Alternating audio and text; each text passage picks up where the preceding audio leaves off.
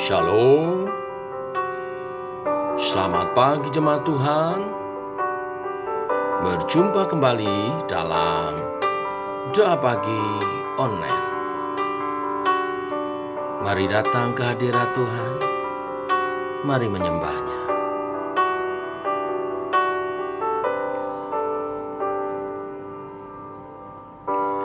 Ku menyembah dalam kudus hadirat-Mu, hampiri tata kasih karunia-Mu Bapa.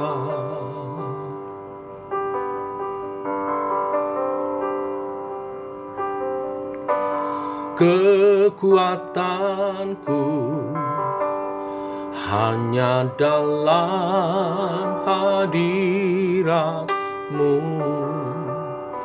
Yesusku. Hanya Kaulah segalanya.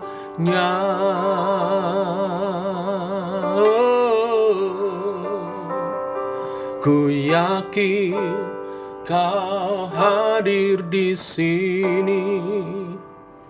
Ku rasakan kuasa yang tak terbatas. Ku yakin Kau nyata di sini. Kemenangan terjadi di sini.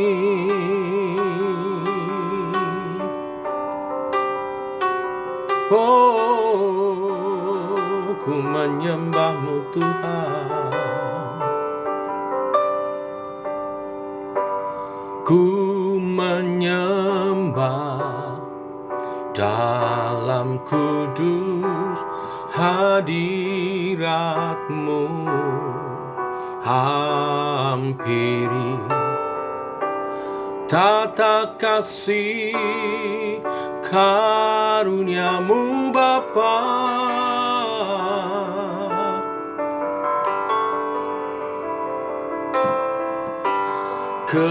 Kekuatanku hanya dalam hadirat-Mu,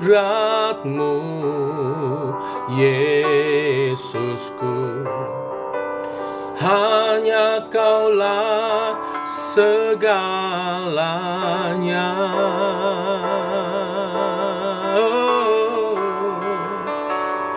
Ku yakin Kau hadir di sini. Ku rasakan kuasa yang tak terbatas. Ku yakin Kau nyata di sini. Kemenangan terjadi di sini. Ku yakin Kau hadir di sini. Ku rasakan kuasa yang tak terbatas. Ku yakin Kau nyata di sini.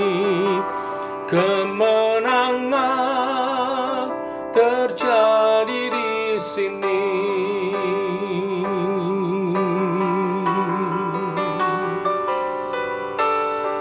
Segenap jiwaku memuji-Mu.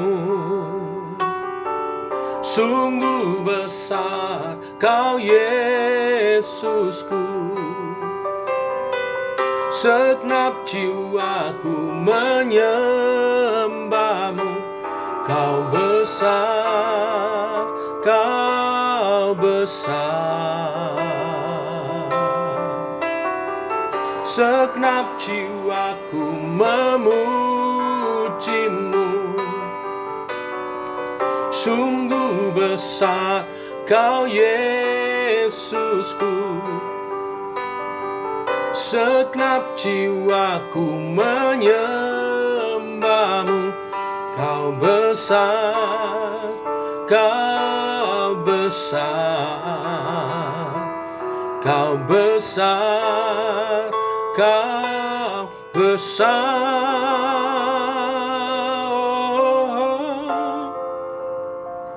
Ku yakin Kau hadir di sini. Ku rasakan kuasa yang tak terbatas. Ku yakin Kau nyata di sini. Kemenangan terjadi di sini. Kesembuhan terjadi di sini. Oh, kelepasan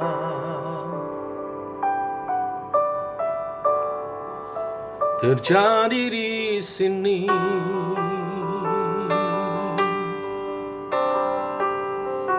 Oh, oh, oh, ku menyembahmu. Kemenangan terjadi di sini saat ku menyembahmu, menyembah Allah yang hidup.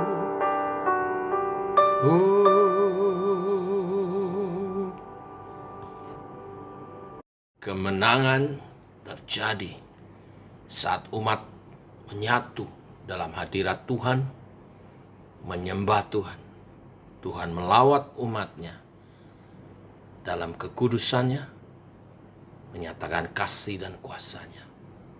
Ada pengampunan dosa, ada persekutuan, ada tuntunan firman-Nya, ada kelepasan demi kelepasan, ada pertolongan.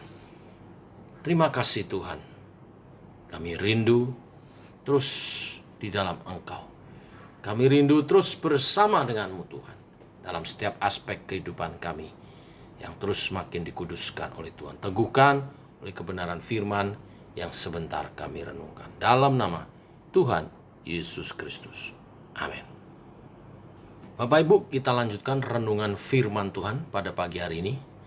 Hari ini bicara tentang korban penghapus dosa. Imamat pasal 4 ayat 1 sampai yang ke-20 saja.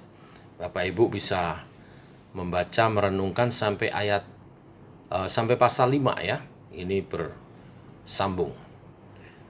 Tapi sekarang kita baca ayat 1 sampai 20 saja. Demikian firman Tuhan.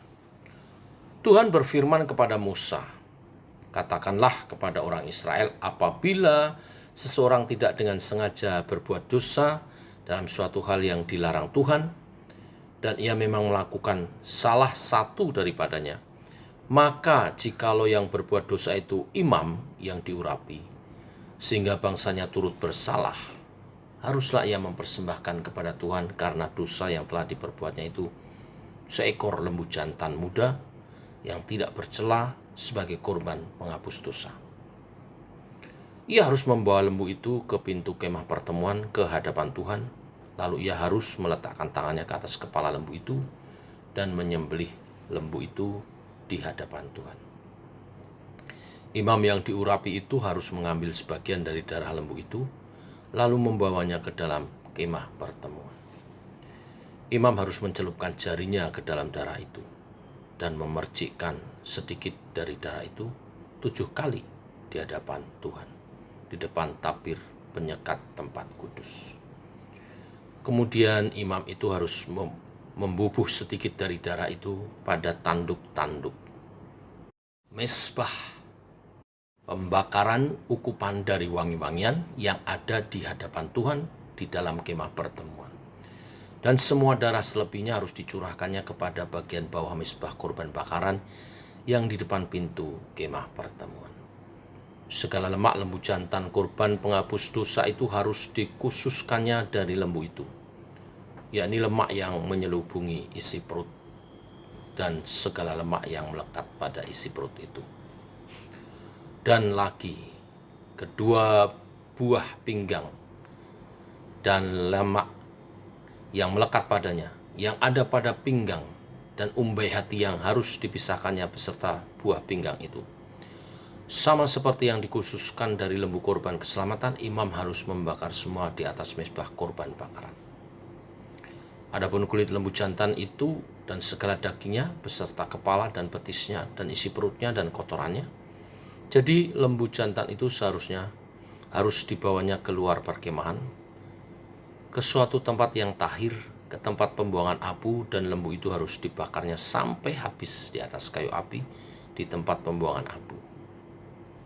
Jikalau yang berbuat dosa dengan tak sengaja itu segenap umat Israel dan jemaah tidak menyadarinya, sehingga mereka melakukan salah satu hal yang dilarang Tuhan dan mereka bersalah, maka apabila dosa yang diperbuat mereka itu ketahuan, haruslah jemaah itu mempersembahkan seekor lembu jantan yang muda sebagai korban penghapus dosa. Lembu itu harus dibawa mereka ke depan kemah pertemuan. Lalu para tua-tua umat itu harus meletakkan tangan mereka ke atas kepala lembu jantan itu di hadapan Tuhan. Dan lembu itu harus disembelih di hadapan Tuhan. Imam yang diurapi harus membawa sebagian dari darah lembu itu ke dalam kemah pertemuan. Imam harus mencelupkan jarinya ke dalam darah itu dan memercikkannya 7 kali di hadapan Tuhan, di depan tabir. Kemudian dari darah itu harus dibubuhkan sedikit pada tanduk-tanduk mezbah yang di hadapan Tuhan, di dalam kemah pertemuan. Dan semua darah selebihnya harus dicurahkannya kepada bagian bawah mezbah kurban bakaran yang di depan pintu kemah pertemuan. Segala lemak harus dikhususkannya dari lembu itu dan dibakarnya di atas mezbah.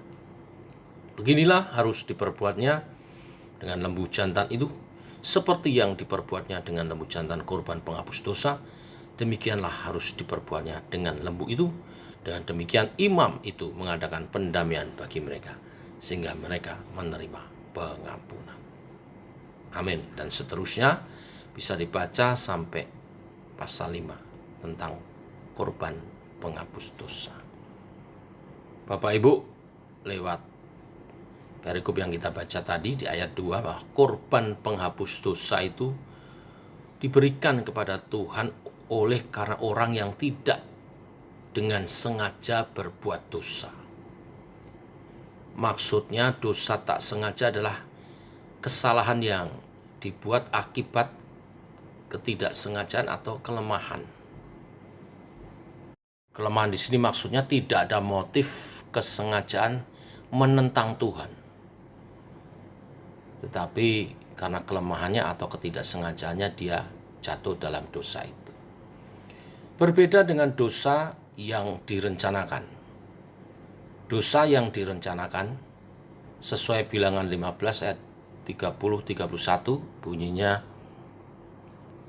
tetapi orang yang berbuat sesuatu dengan sengaja, baik orang Israel asli, baik orang asing, orang itu menjadi penista Tuhan, ia harus dilenyapkan dari tengah-tengah bangsanya. Sebab ia telah memandang hina terhadap firman Tuhan dan memberontak perintahnya. Pastilah orang itu dilenyapkan, kesalahannya akan ditimpakan atasnya.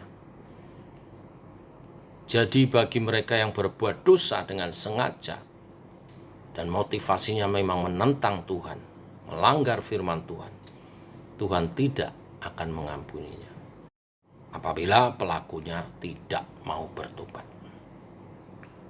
Nah, dalam memberikan korban penghapus dosa, masing-masing kelompok masyarakat memberi korban yang berbeda-beda. Ketika imam atau umat secara keseluruhan berdosa, seekor lembu jantan muda yang sempurnalah yang menjadi korbannya. Lain halnya bila yang berdosa adalah seorang pemuka tetapi bukan imam, ya. Ia harus mempersembahkan seekor kambing atau domba, boleh jantan, boleh betina. Jika pendosanya adalah rakyat jelata, rakyat biasa, ia boleh menyediakan korban berupa 2 ekor burung tekukur atau burung merpati. Bahkan bila hal itu juga sulit untuk disediakan, maka gantinya adalah 1/10 eva tepung terbaik. Bapak Ibu jemaat Tuhan, Allah menuntut korban supaya dosa itu dapat diampuni. Konsep upah dosa ialah maut. Harus ada yang dikorbankan mengganti penghapus dosa itu. Alasannya pertama, Allah kudus sehingga tidak ada toleransi terhadap dosa. Yang kedua, Allah juga adil sehingga dosa harus diberi ganjarannya. Bapak Ibu, ini semua sebenarnya adalah gambaran dari karya Kristus kemudian. Perjanjian Lama adalah gambaran dari karya Kristus kemudian. Upah dosa ialah maut, harus ada yang dikorbankan. Darahnya dicurahkan untuk menjadi pengampunan dosa kita. Dari perjanjian lama ini, kita melihat satu gambaran pernyataan Allah tidak bisa bersatu dengan dosa. Karena Allah kudus. Setiap kita yang ingin dipersatukan dengan Allah harus mengalami pengampunan dosa dari Tuhan.